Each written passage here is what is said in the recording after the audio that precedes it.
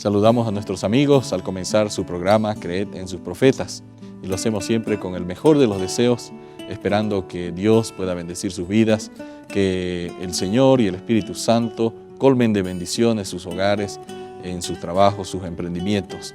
Esto es Creed en sus profetas, el programa dedicado a la búsqueda de la palabra de Dios, el consejo inspirado del Espíritu de profecía, y lo hacemos con el mejor de los deseos junto al pastor Bruno Razo. Gracias, Pastor Eber, un gusto saludarte y una alegría de poder iniciar el libro de Hechos. Maravilloso libro que más que los hechos de los apóstoles, son los hechos poderosos del Espíritu Santo a través de los apóstoles y de la iglesia cristiana primitiva. Seguramente vamos a inspirarnos con este libro, hoy con el capítulo 1, para tener el fuego y la experiencia vibrante que aquellos creyentes en Dios tuvieron en los comienzos, que nosotros podemos tener una experiencia también tan vibrante y tan misionera como aquellos creyentes en el Señor. Empezamos entonces esta linda tarea al abordar el libro de los Hechos, como bien lo dijo, que en realidad correspondería llamarlo el libro de los Hechos del Espíritu Santo a través de los apóstoles y de la iglesia en pleno. Hay un texto que lo hemos usado bastante para hablar del poder que recibieron los primeros cristianos, pero este poder no tenía simplemente una función demostrativa de que iban a hacer milagros, no era un fin en sí mismo, sino que era un medio para hacer una tarea, que era justamente cumplir con la obra de predicar el Evangelio al mundo conocido de aquel entonces. Sin embargo, los discípulos tenían algunas limitaciones, pero que con la ayuda del Espíritu Santo, a pesar de esas limitaciones, ellos pudieron cumplir la obra. ¿Cómo nos explica en qué consistió el poder del Espíritu Santo en los discípulos, Elena White? En el libro Hechos de los Apóstoles, página 474, nosotros podemos leer lo siguiente. Gloriosos fueron los resultados que acompañaron al ministerio de los apóstoles escogidos por Cristo. Al principio algunos de ellos eran hombres sin letras, pero su consagración a la causa de su maestro era absoluta y bajo su instrucción consiguieron una preparación para la gran obra que les fue encomendada. La gracia y la verdad reinaban en sus corazones, inspiraban sus motivos y dirigían sus acciones. Sus vidas estaban escondidas con Cristo en Dios. El yo se perdía de vista sumergido en las profundidades del amor infinito. Así que no había limitaciones. Podían no tener escuela, podían no tener modales refinados, podían haber sido duros y rudos pescadores, pero fueron transformados. Sus talentos concedidos por el Señor fueron cultivados y su idoneidad para el servicio fue multiplicada. Así que no hay límite para aquel que deja a un lado el yo, se pone en las manos del Señor para realizar la obra de Dios. O sea que más que simplemente una demostración portentosa de milagros, el poder del Espíritu Santo implicaba también un proceso de preparación para que estos hombres que habían recibido poca instrucción formal en su vida, llegaran a ser portavoces poderosos del mensaje de Dios. Parece ser que el poder del Espíritu Santo también se enfoca en el proceso de preparación de un hombre y su idoneidad para ser un instrumento útil en las manos de Dios. Sí, o sea, la forma y el fondo, la forma en que transmitimos y el contenido que transmitimos. Entonces tenemos que estar preparados para tener un contenido y para transmitirlo de una manera apropiada. Claro. Y el Espíritu Santo trabaja tanto, ¿no?, en la forma como en el fondo, en el contenido y en lo que transmitimos. Más, el Espíritu Santo también trabaja en el continente, porque como lo hemos visto en Jesús, no es solo el mensaje, sino también el mensajero. En cualquier otra área de la vida, tú puedes ser un experto en determinada ciencia y no importa cómo vives. Claro. Pero en la vida espiritual, no es así. Si tú eres un experto en lo que dices, del mensaje bíblico, tienes que ser un experto en lo que vives, aplicar ese mensaje a tu vida.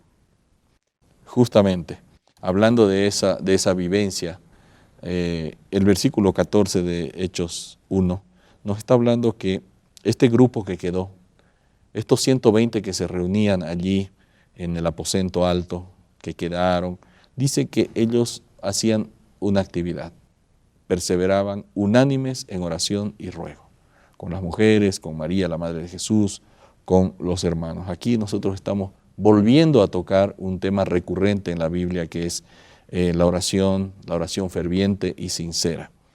Si ellos, que estaban para comenzar una tarea gigantesca, necesitaban orar, nosotros, que tenemos que abordar o que estamos abordando una tarea también titánica,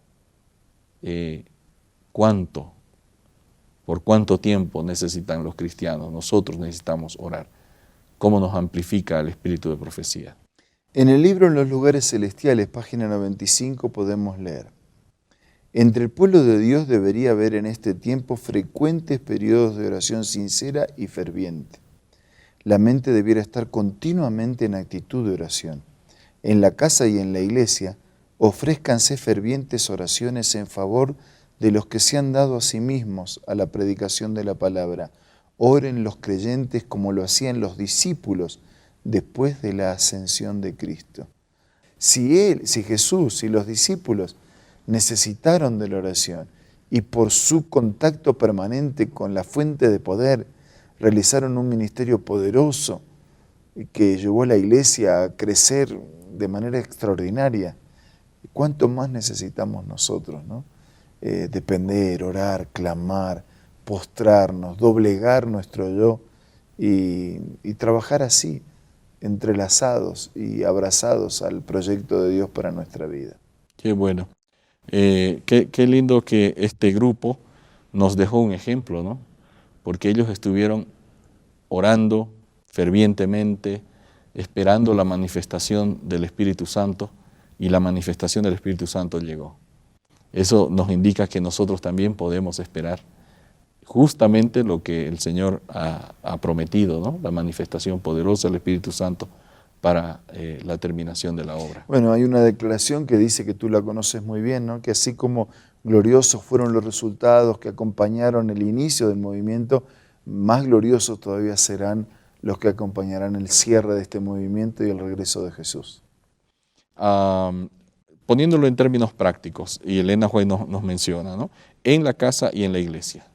Ahora, nosotros estamos viendo algunas crisis, por ejemplo, de los cultos familiares, pero crisis también en las reuniones que se solían hacer en los cultos de oración, por ejemplo, ¿no?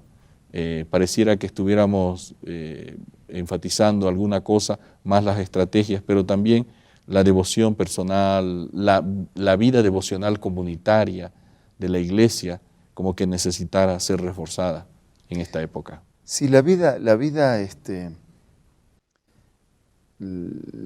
así loca que vivimos hoy, ¿no? El ritmo Agitada, vertiginoso, lo agitado, la vida comercial, la vida laboral, la vida electrónica, le está llevando a la gente a pensar menos, a meditar menos, a reflexionar menos. Parece que hoy meditar es perder el tiempo, ¿no? Entonces, la oración también forma parte de esa meditación y vínculo con Dios.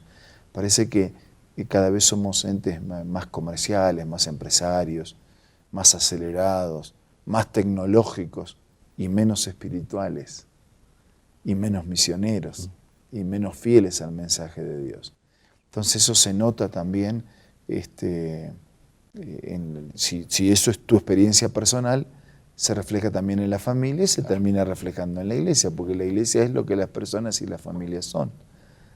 El otro día leí de una noticia en Brasil de una chica que había hecho un excelente trabajo y fue la mejor evaluación para su ingreso a la universidad. Fue realmente así extraordinario, ¿no? Y le preguntaron cómo es que había hecho y dice que ella se descolgó de las redes y se dedicó a estudiar. Interesante. Y capaz que nosotros tengamos que desconectarnos un poquito de todo lo que hoy nos hace correr y correr y correr y correr y conectarnos más con Dios. Gracias, pastor. Amigos, con este consejo tan importante, vamos a un breve espacio y enseguida retornamos. Hola, acompáñame en esta lectura.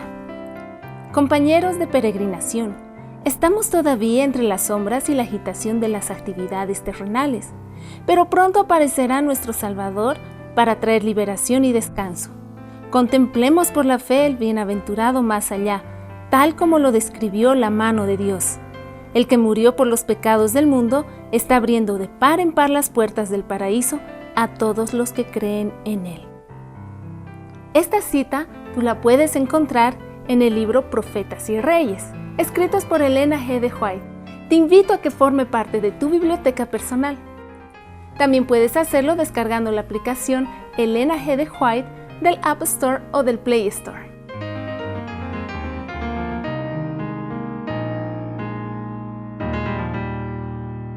Gracias, amigos, por continuar acompañándonos. Este es su programa Creed en sus profetas. Reservamos siempre los últimos instantes para ofrecerles nuevos consejos. Solo para decir que la oración no puede ser un incidente o un accidente ocasional. Tiene que ser una experiencia permanente. Por eso el apóstol decía, orad sin cesar, o sea, permanentemente unidos, permanentemente conectados. La oración es más que expresar una frase, la oración es un estado de permanente comunión con Dios. Ahora vamos a orar. Gracias, Señor, por la experiencia de comunión que Jesús tuvo con el Padre. Ayúdanos en este mundo así tan materialista, tan secularizado, a poder dedicarnos más a lo espiritual, al vínculo, a la conexión, a la comunión contigo, a tu palabra, a tu mensaje. Bendice a todos nuestros amigos. Te lo pido, te lo agradezco en el nombre de Jesús. Amén. Amén. Gracias, amigos, por acompañarnos.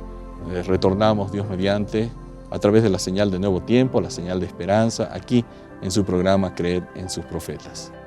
Será hasta mañana.